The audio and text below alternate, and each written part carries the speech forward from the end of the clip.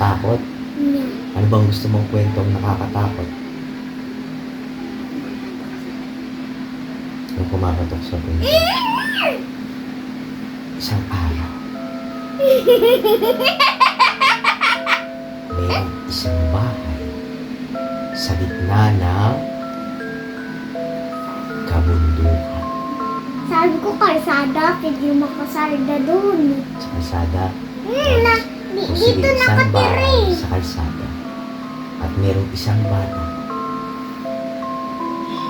na nakatira doon.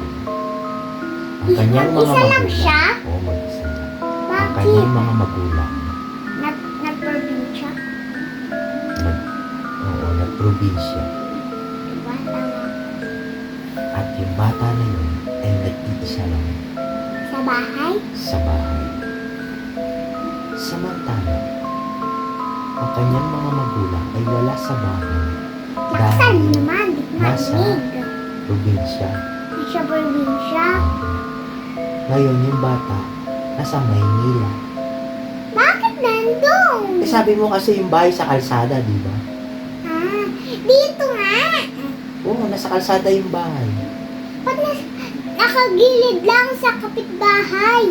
Yung bahay ng bata. Hindi! Yung kapitbahay natin yan, ito yung bahay. O tapos, Hindi ko alam. Ano kasi? tapos lumalalim na ang gabi. Ang bata ay nag-iisa sa kanilang bahay. Nang biglang may kumatok. Ding dong, ding dong. Pag ding-dong ganun. Ganun ba yung katok? Hindi ba ding dong? Hindi! Doorbell dun eh. Doorbell ba yun? At biglang nagulat ang bata.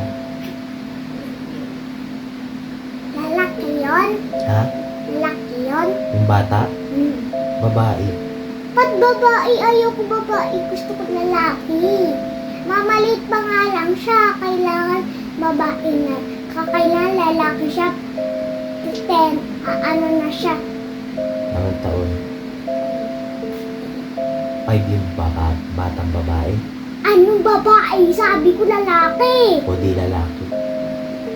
Nang binuksan niya ang pintuan dahil Wala naman. Di ba wala naman tao? wala pang tao. Wala nga tao doon. Tapos nung isa nga lang siya. Nagprobinsya nga yung mama at papa niya, tsaka ate, tsaka kuya niya.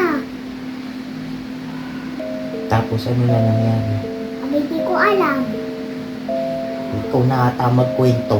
Ikaw na ata yung magkwento!